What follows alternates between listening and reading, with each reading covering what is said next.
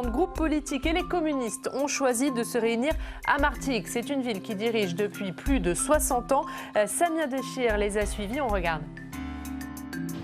Au menu des journées parlementaires communistes, la visite d'une cave coopérative. Celle de Martigues, dans les Bouches-du-Rhône, rassemble 120 vignerons. Le confinement leur a fait perdre 150 000 €, soit 7% du chiffre d'affaires annuel.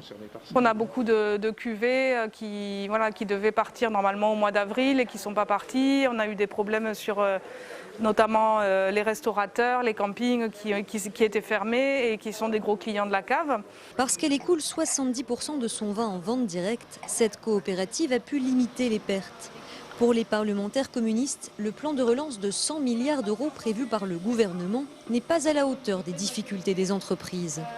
C'est une béquille. Et je pense que pour une structure comme celle-ci, même si elle a su sauvegarder les meubles, comme on dit, voilà, ça répond à un moment T. Mais si la crise perdure et s'aggrave, je ne pense pas que les aides que va percevoir cette structure vont pouvoir être satisfaisantes dans la durée. Voilà, c'est ça en fait le sujet. Donc on ne prévoit pas, il n'y a pas de projection, il n'y a pas de vision. Principal reproche fait au plan de relance du gouvernement, les 20 milliards d'euros de baisse sur l'impôt de production des entreprises, sans contrepartie demandée. Pendant ces journées parlementaires, députés et sénateurs préparent donc une proposition de plan de relance alternatif à celui du gouvernement. Nous souhaitons que ces aides soient accordées de manière fléchée, qu'elles servent effectivement à assurer par exemple la transition écologique qui devient une urgence absolue, on le constate tous les jours.